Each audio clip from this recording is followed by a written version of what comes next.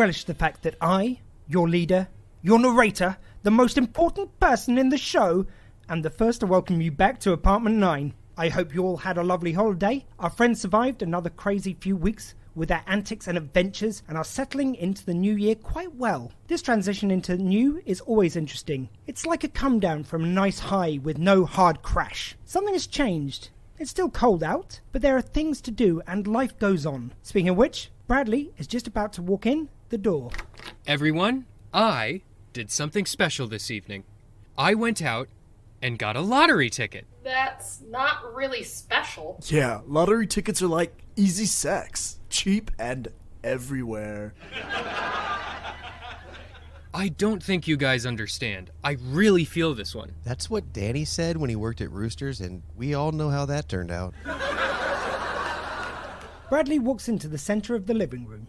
At least watch me scratch this ticket. Fine. Bradley pulls out a shiny new nickel from his pocket and begins scratching away. He goes through the first 3 lines on the scratch-off. Come on. I'm not losing hope yet. I'm losing my buzz. Anyone else want another drink? Bradley scratches off a second line. As a recovering gambler, this is sad to watch. Bradley goes through a 3rd line and nothing. I bet the winning number makes this ticket taste terrible. What? I think he was making a reference. Cameron looks over at the scratch-off. Bradley, you dope. There's the bonus box at the bottom corner. Bradley excitedly begins scratching the box, slowly revealing... I won! I won! I won the winning ticket! It's ours, Charlie! Who the hell is Charlie? I never had a chance to shine, never a happy song to sing, but suddenly... All right. I know where this is going, and it sounds terrible. Read the ticket to us. What did you win, and how do you collect your winnings?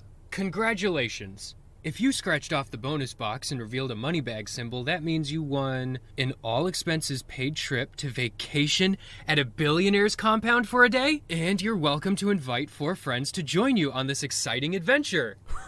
This is why gambling sucks. You're inviting me though, right? Oh, I love it when something blows up in your face. Yes, Dylan, of course you're invited. And Cameron, there's no need to talk about our past sex life. Can I go too? Is this really a thing? You and Dylan are invited by default. And what about me? Oh, now you're interested? Well, an all-expenses-paid trip to listen to some stranger gloat and masturbate over how rich they are? I'm poor. This is a once-in-a-lifetime chance for me. Plus, if you don't invite me, I'll just have an endless string of hookups in your bed. Fine. But who's going to be our 5th? Cameron walks over and opens the door to reveal... Mrs. Halverson, hello. Oh, look. Now we have our 5th member of the party. What? I'm confused. What did you all just roll me into?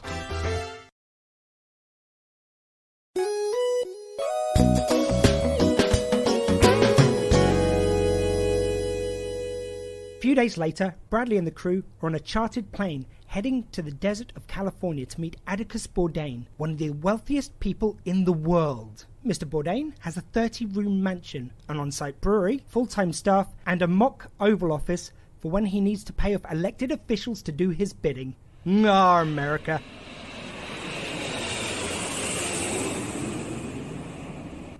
Good morning, everyone, and welcome to your chartered flight. My name is Captain Knuckles, no relation. Got a smooth flight ahead of us because I'm doing my job, and like, you slackers went in this trip like a bunch of assholes!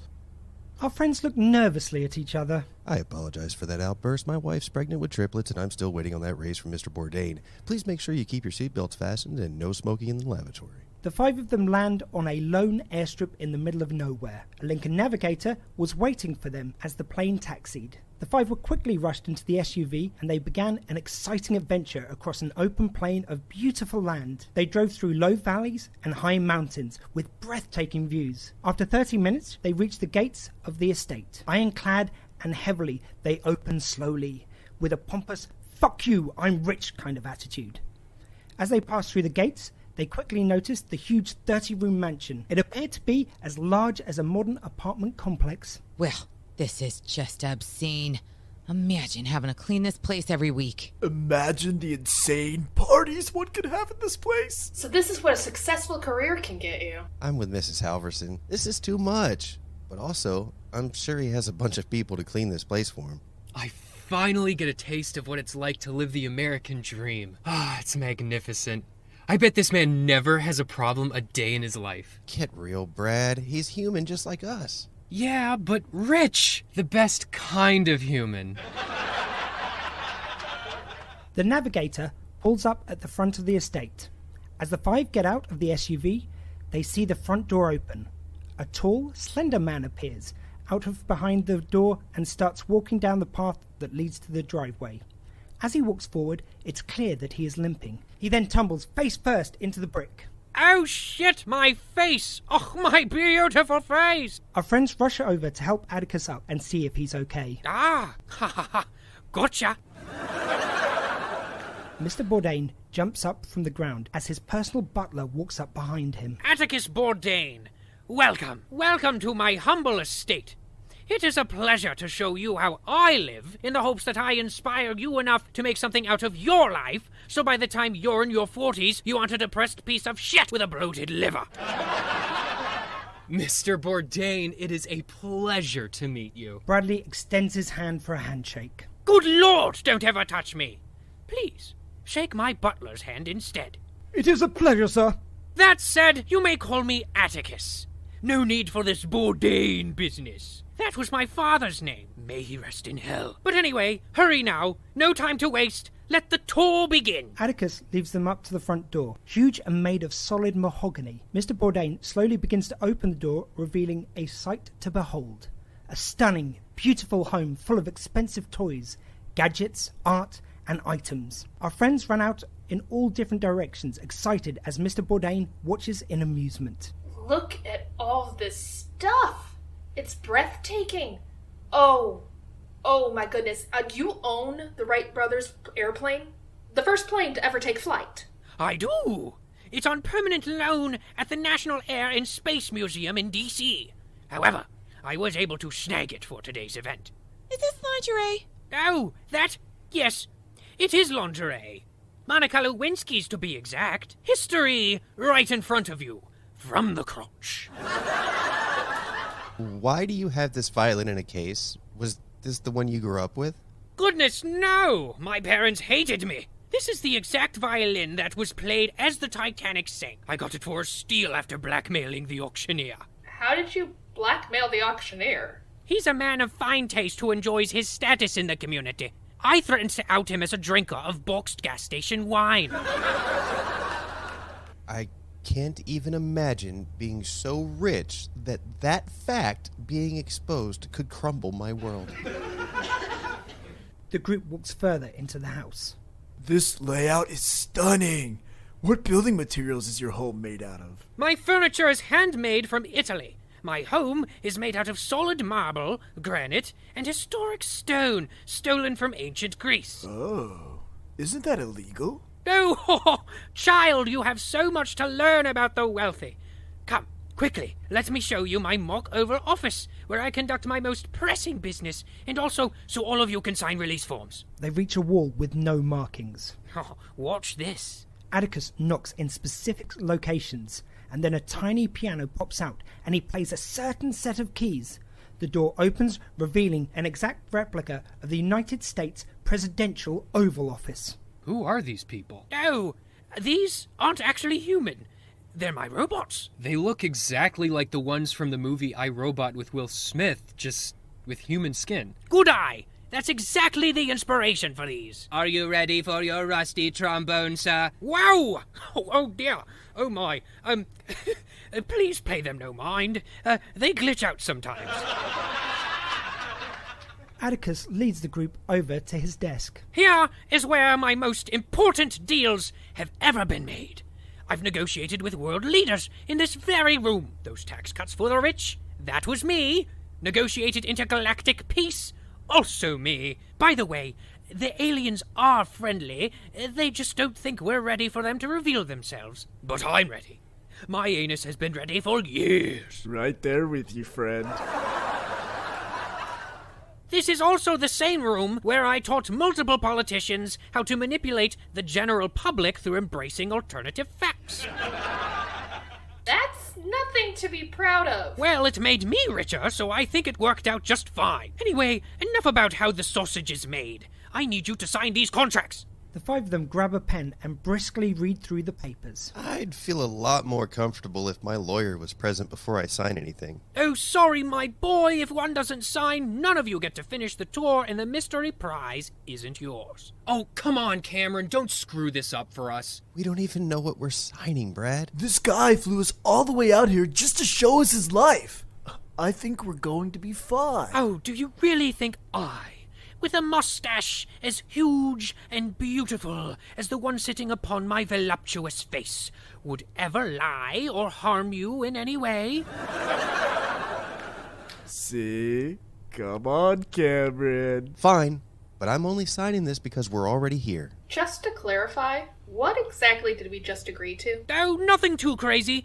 Just in the off chance that you're injured, maimed, or killed by any of the events that take place here, I am not held responsible, and your bodies will be buried in an undisclosed location where your friends and family can find you. But if you are able to successfully complete the tour without damaging anything, there is a mystery prize. What is it? My dear boy, it's a mystery. Good enough for me. Oh, yeah. Nothing wrong with this at all. Mm-mm. The group leaves the Oval Office and heads down a hallway where they stop in front of a giant window and a door leading into a large room with what appears to be music recording instruments. This is my state-of-the-art radio studio. I do my weekly podcast recordings in here. Maybe you've heard of it. I'm wealthy and you're my peasant. Ha ha ha ha ha. No? Well, I'm syndicated on the same network as Rush Limbaugh and reach over 5 million listeners. They say it's my golden mic that makes me famous. Alison goes for the door. Excuse me, dear. What are you doing? I need this radio booth. I need your golden mic. I deserve this more than you. Alison begins ramming her body into the door, banging her fists on it, trying to break it down. My dear, if you keep this up, you won't win your mystery prize. Damn you! My mystery prize, all these years, is this. I've worked my ass off watching less qualified people climb above me, gloating about it, enjoying mimosas. It's my time. Alison breaks through the door and enters the room. No, stop. Come back. Alison sits down at the desk and looks over all the controls. How do I turn this on? Well, I see there is no stopping you, so I will ask you this one thing. Atticus snaps his fingers, and the butler runs up to him with a stack of papers. This is a contract. If you're willing to sign with my radio station, then the fame is all yours. That's all. Indeed. Alison signs the paperwork, then heads back to the booth. Now, there are a few stipulations. Like? First of all, you will be required to open your show with a song. That's fine. The song you have to play is Weird Al's Headline News. Why? No one's going to take that song seriously. It's just a parody of another song. We're also going to be changing your format a little. I'm not sure how I feel about that. 5 million daily listeners, Allison. What kind of changes? You will purposely give out bad advice. Now that's just ridiculous. You can't do that to Allison. Her show is all she's got going for her. Thanks, Mrs. H. Oh, some pathetic whiny show about feelings and redemption. It makes me sick. See? I just threw up a little. Oh, you're just being dramatic. So let's just say, for example, someone calls in saying they know their mother is cheating on their father, and he's not sure if he should confront his mother about it and tell her to do the right thing, or blackmail her and make some quick cashish off the side. What do you advise him to do? I tell him to confront his mother and recommend that his parents get couples counseling. No! Blackmail that woman for everything she's worth. Pinch her dry.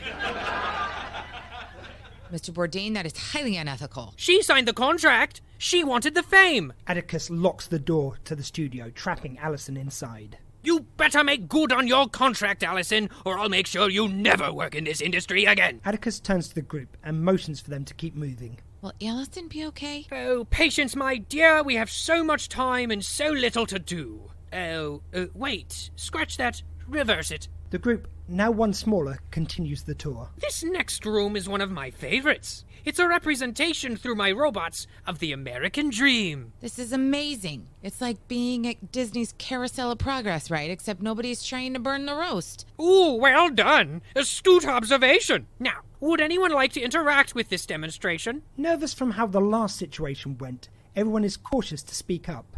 I guess I will. Oh, my boy, you won't regret it. Bradley walks into the modern-looking kitchen. Wow. This isn't that bad. The kitchen table is a beautiful mahogany. Modern appliances that seem to solve all of our first world problems. Oh my. And the window curtains are ethically sourced. Wait, why isn't the kitchen table ethically sourced as well? Saying you can ethically craft a mahogany table is like saying we can mine lithium for phone batteries without child labor. It simply can't be done. You've got to splurge a little. As Bradley continues to interact with the set, Mrs. Halverson comes over to Atticus. Don't think I wasn't able to catch your little quip when we first entered the room. I beg your pardon? Well done, astute observation. You think I'm some floozy? Some dime a dozen idiot? I'm sharper than a shark's tooth, Mr. Bourdain. Prove it! These robots are 6th generation Boston Dynamic builds released in late 2019 running AT Software 3.12a. This set was also featured in the hard-to-get magazine Tomorrowland, subscription available only by word of mouth. Goodness, I'm impressed. Never judge a pickled herring by its skin. Okay. Anyways, Bradley, you've had your fun. Let's move on to the next room. Oh, what's the harm in indulging me a little? I'd much prefer to keep moving forward. No, I won this ticket fair and square. I want to see the robots. Bradley, we must move on. Please, respect my wishes. You force me to leave, and I destroy this set. Atticus walks toward Bradley, setting Bradley off into a rage, breaking glassware, kicking in cabinet doors, and ripping up the kitchen curtains. Not my ethically sourced curtains! Come on, Bradley, this is childish. Whilst Bradley destroys another object, one of the robots walks closer to him.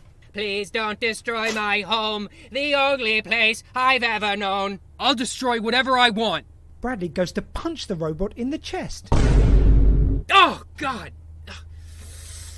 I think I just broke my hand. Oh, Crone! Atticus's personal butler runs into the room. Yes, sir?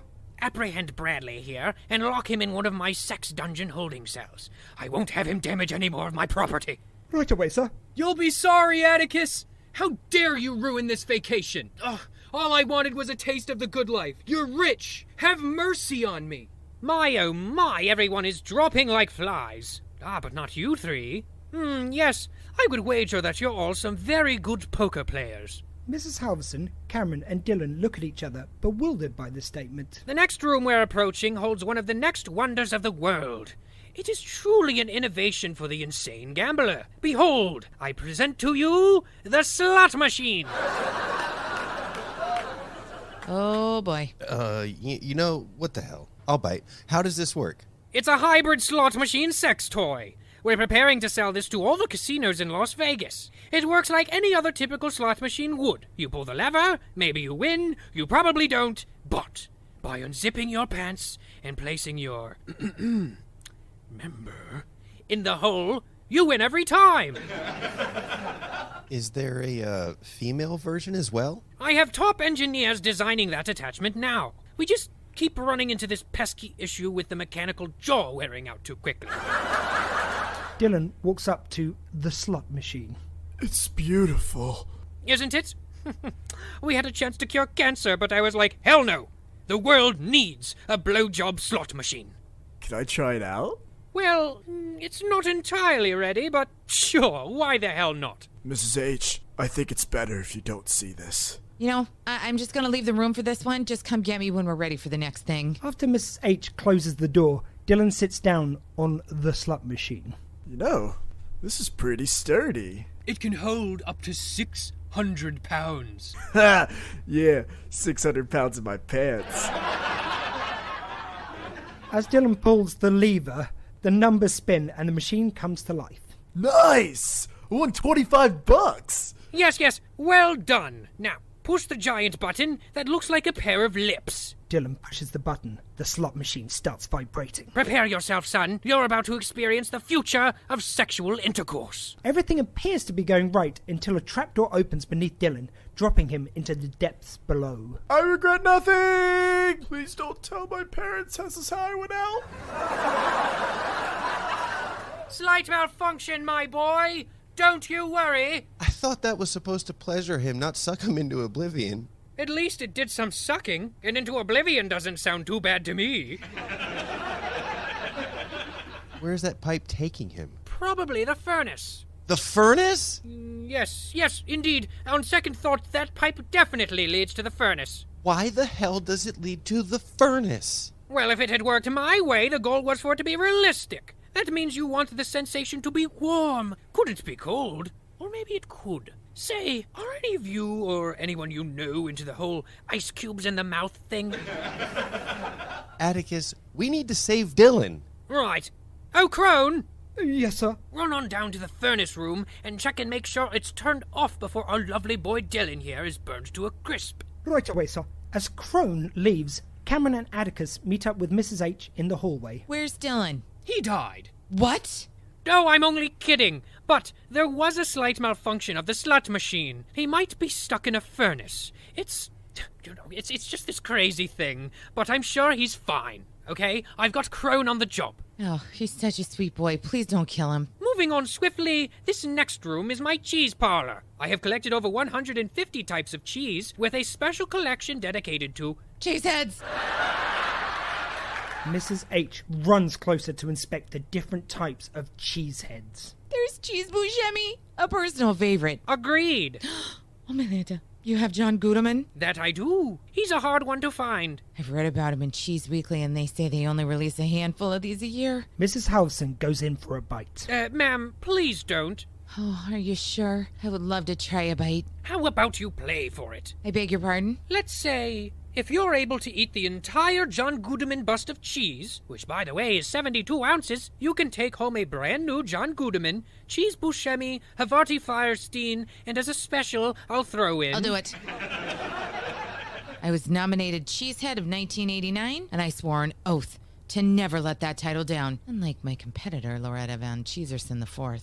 3 immigrants set the stage by bringing out a table, a chair, and a brand new John Guterman. Mrs. H, are you sure you can do this? What's your secret? When I ate those golf balls years ago, it ended up stretching my stomach. This guy doesn't stand a chance. That's amazing. Yeah, but I don't plan on getting that drunk ever again. Golf balls, Kimmy. Not even once. Mrs. H walks over to the table and sits down, fork and cheese knife in hand. Good luck, Mrs. Halverson. You're going to need it. On his mark, Mrs. H begins to consume John Guterman. Bite after bite, she begins to make her way into this giant bust of cheese. You know, Atticus, we're gonna have to make a cheese bust after me. We'll tell you when. I'll believe it when I see it. Even those who have been able to eat this much cheese haven't come away unscathed. The last person who ate this much cheese blew an O-ring while straining on the toilet. 10 minutes pass, and Mrs. H is 3/4 of the way done. She lets out a sigh and puts down her utensils. Come on, Mrs. H, you can win this. Do it for cheese lovers around the world. Just needed to make some room. After 10 minutes pass and Mrs. H takes her final bite, she has won the competition. Although victorious, it is clear consuming so much cheese has left her in a partial state of comatose. Take that, Mr. Bourdain. I am the cheese queen. All hail the cheese queen.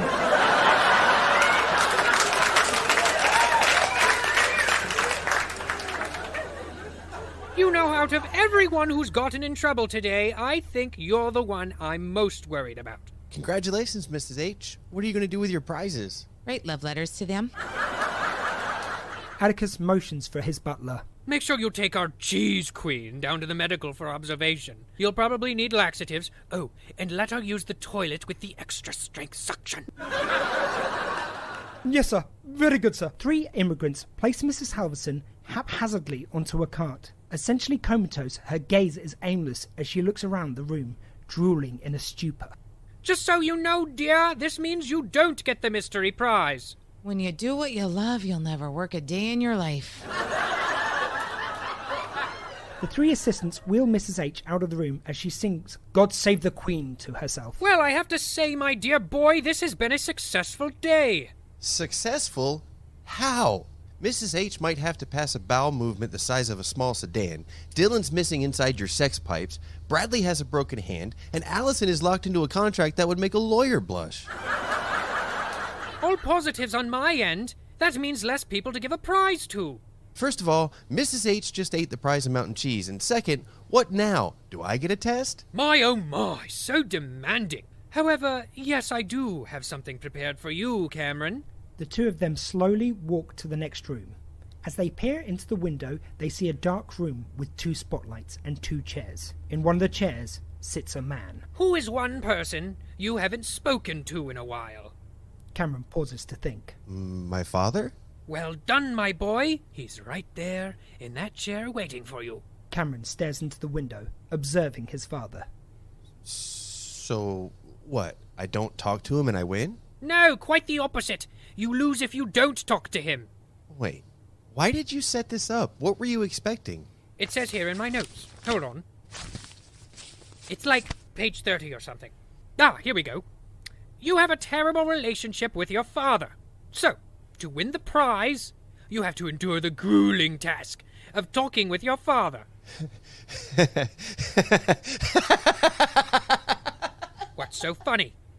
I have a pretty decent relationship with my father. Cameron pops in the door and waves to his dad. Hey, Pops! Hey, son, are you winning? I don't know yet. Let's grab a drink soon. Okay, love you, son. Hey, love you too, Pops. Cameron closes the door and confronts Atticus. So, there you go. Wait! No! That doesn't count! Actually, it does. Them the rules, champ. I won whatever the hell it is. But there was supposed to be an explosion of anger! A fight! 2 men fisting each other! I don't think you know what that means. So punching each other in the face! You know, brawling like a bar fight! You definitely don't know what that means. I went through all this work, and you're the sore thumb of the group? Hey, we're out of 5 ain't bad. Oh, worthless! Oh, this whole trip ruined! Now I have to give you the prize! Atticus hands over an envelope. Cameron slowly opens it. Congratulations. You've won a $25 gift card for Olive Garden. Good at all locations in the United States, Canada, and Alan Alda's private residence location. That's it? My friends and I go through all of this in an attempt to win some crummy gift card? Son, you need to learn the value of $1. Cameron's face turns red. He lunges towards Atticus, fists raised. You selfish son of a bitch! At lightning speed, Cameron punches Atticus in the face and tackles him to the ground, both of them wailing on each other, drawing blood. You've been such an asshole this entire time. My friends have been trapped and harmed, and all you wanted was to cheat us out of a prize? You're an inhuman monster! I'm a wealthy man! I can do as I please, you worthless peasant! Atticus gets himself off the ground and puts some distance between him and Cameron. He then pulls out a loaded gun. Whoa, hey. Nobody needs to lose a life here. You bruised my ego! Of course you have to die! Let me sign a contract. I can be quiet. Oh, yes. You will be very quiet.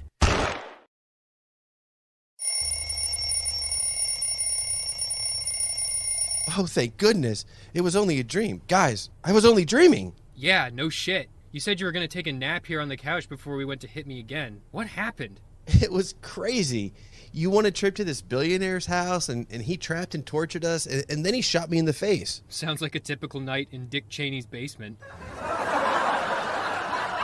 I'm just glad that's over. Hey, guys, you'll never believe it. I just won an all-expenses paid trip. We're all heading to California.